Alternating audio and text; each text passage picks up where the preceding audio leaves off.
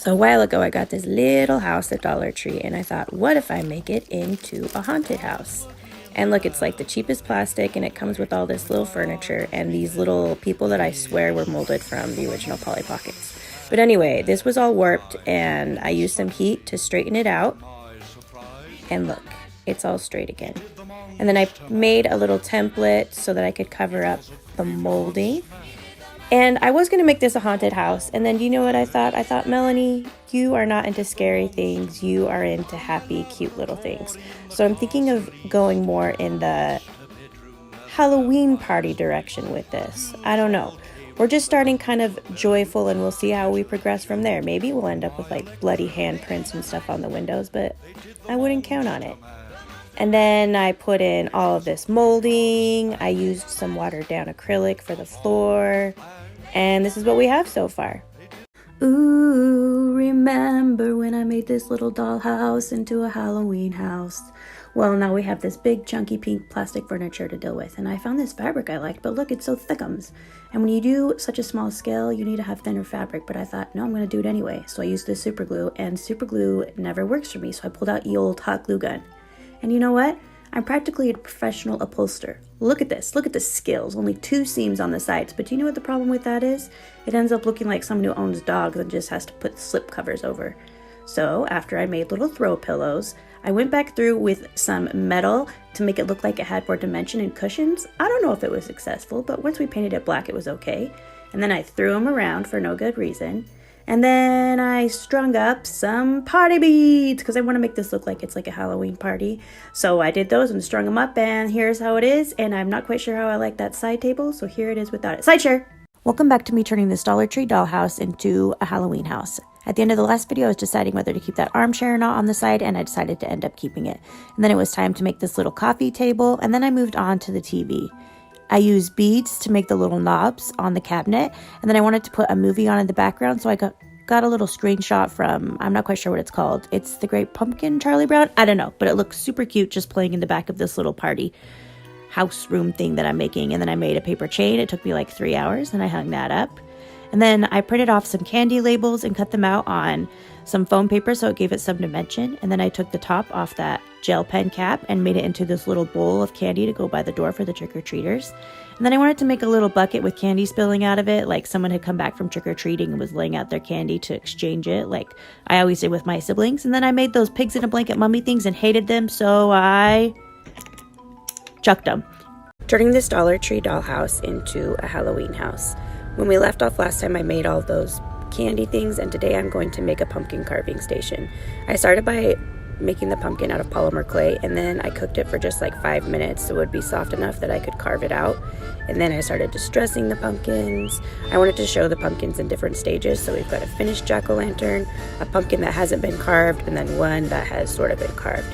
And I wanted to make the guts falling out, so I just cut up some dry paint I actually had nearby and mixed it up with some Mod Podge and stuck it on there. And then in a second you can see I made a little tiny gooper scooper out of a piece of plastic, and that's how it ended up looking. And then I just needed to glue it down and stick it in the haunted house. And I think it's a super cute way to fill up that space and just show that they were having a party and doing a little bit of pumpkin carving. Turning this Dollar Tree dollhouse into a Halloween house. When we left off last time, I made this carving station, and today I wanted to make some more treats, so I started by making caramel apples. I sculpted the apples, then mixed some pigment from chalk pastels into some liquid clay, and then when I baked it, it came out with this cute caramel apple thing. And then I stained this piece of wood to make it kind of a dish. And then next I moved on to these cookies, and I think they turned out so cute. I started with doing some orange frosting, which didn't really matter because I ended up painting over them once they were all baked.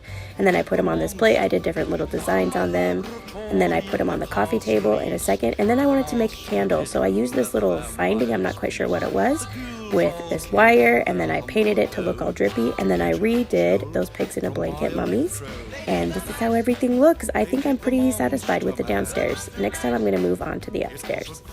Turning this Dollar Tree house into a Halloween house. Last time I finished the basement, and today it was time to start working on the upstairs, which I'm going to turn into a bedroom. I started by making a template of the back wall, then I glued these popsicle sticks vertically on there, and then I did a dry fit, which means I just set it in there to make sure it fits before I move on and glue it in eventually. I started by doing a purple wash, and then I put these little ghosties on and put these little faces on, and they're so cute. And then next, I started painting everything black around the edges so that it would fit in better, and then it was time to actually glue it in. I glued in the back panels, and this helped cover up the texture that was already there. And then I sanded the plastic because this is the cheapest plastic known to man, and it repels anything. So I hoped maybe it would make the paint sit better and the glue, and it kind of worked, but look, it's already peeling off the bottom there. Anyway, I did some molding, and it doesn't look good in the back, but it's going to cover it up with the bed anyway.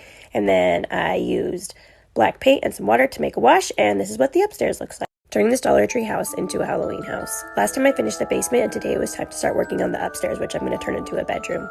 I started by making a template of the back wall, then I glued these popsicle sticks vertically on there, and then I did a dry fit, which means I just set it in there to make sure it fits before I move on and glue it in eventually. I started by doing a purple wash, and then I put these little ghosties on and put these little faces on, and they're so cute. And then next, I started painting everything black around the edges so that it would fit in better, and then it was time to actually glue it in. I glued in the back panels, and this helped cover up the texture that was already there. And then I sanded the plastic because this is the cheapest plastic known to man, and it repels anything.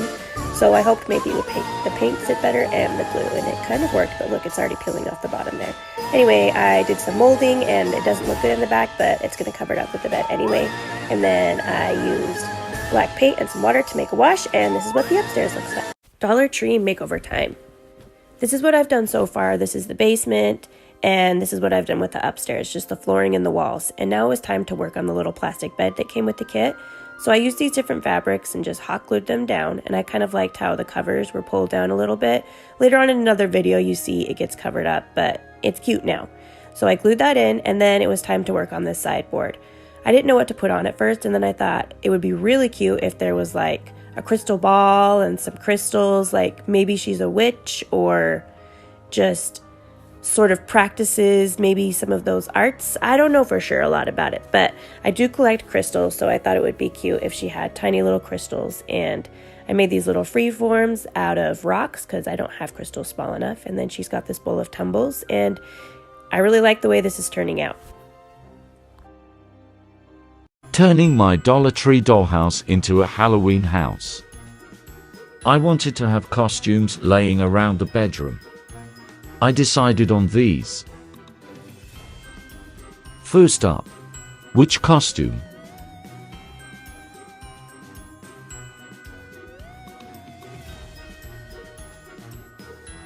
Next, the pumpkin outfit.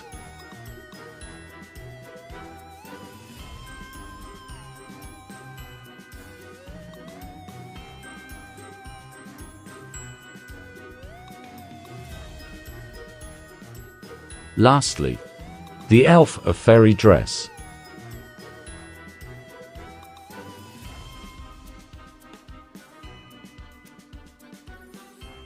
From this to this. I forgot to show how I finished the interior of my Dollar Tree dollhouse. I propped the witch dress on this chair I made. I glued the elf dress on the bed. The pumpkin dress was put on the other side of the bed. I wanted them to look scattered, like they were just being tried on. Then I painted the vanity. These charms made a perfect mirror frame. I stole these flowers from a mini kit I haven't done yet.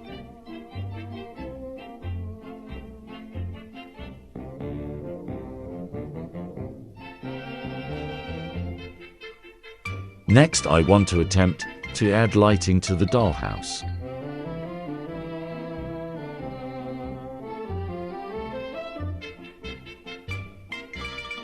Turning this Dollar Tree dollhouse into a Halloween house. This is the inside. I'm sort of finished with it. I want to do a couple more things, and then it was time to start on the outside. I started by painting the trim black and then the rest of it gray.